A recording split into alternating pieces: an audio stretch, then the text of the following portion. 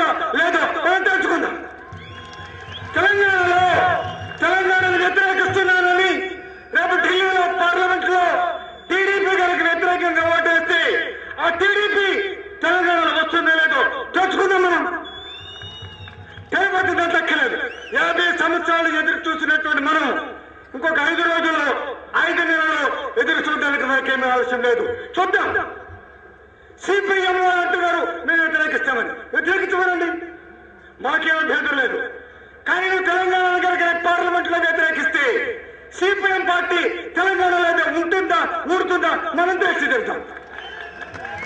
కాబట్టి ఇంక మార్గం ఒకటి, రేపు తెలంగాణలో బిల్లు పెట్టమనండి. ఇందాక విద్యాసాగరరావు గారు చెప్పారు ఆత్మహత్యలు ఉన్నాయి, ఆత్మహత్యలు లేని తెలంగాణ కావాలని. నేను ఇంకొక మాట అంటున్నాను, ఆత్మహత్యలే కాదు ఎన్కౌంటర్ లేని తెలంగాణ మనకు కావాలి. ఎన్కౌంటర్ లేని తెలంగాణ తీసుకొస్తాను. అంతరానితనం లేని తెలంగాణ కావాలి మనకి. అంటుడు ముట్టుడు లేని తెలంగాణ కావాలి మనకి. అడుక్కునే తెలంగాణ కాదు మనకి.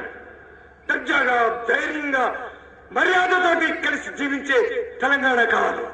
దీనికి రేపు తెలంగాణలో కనుక బిల్లు పెడితే రిపబ్లికన్ పార్టీ తరఫు నుంచి ఏకైనా చిన్న రాష్ట్రాలకి మా మద్దతు ఉంటుందని అన్నాడు. ఆ బాబాసాహెబ్ అంబేద్కర్ పెట్టినటువంటి పార్టీ రిపబ్లికన్ పార్టీ మా ఎంపీ ఒక అన్నాడు రామదాస్ అఠవాలే, ఆయన తెలంగాణ కోసం ఓటేస్తాడు. బిల్లు పెట్టమనండి. బిల్లు పెట్టి తెలంగాణ సాధించుకుందాం. బిల్లు పెట్టిన తర్వాత తెలంగాణ ఎవరైతే ఓడిస్తారో వాళ్ళ సంగతి 2008లోనూ 2009లోనూ తెలుసుకుందాం.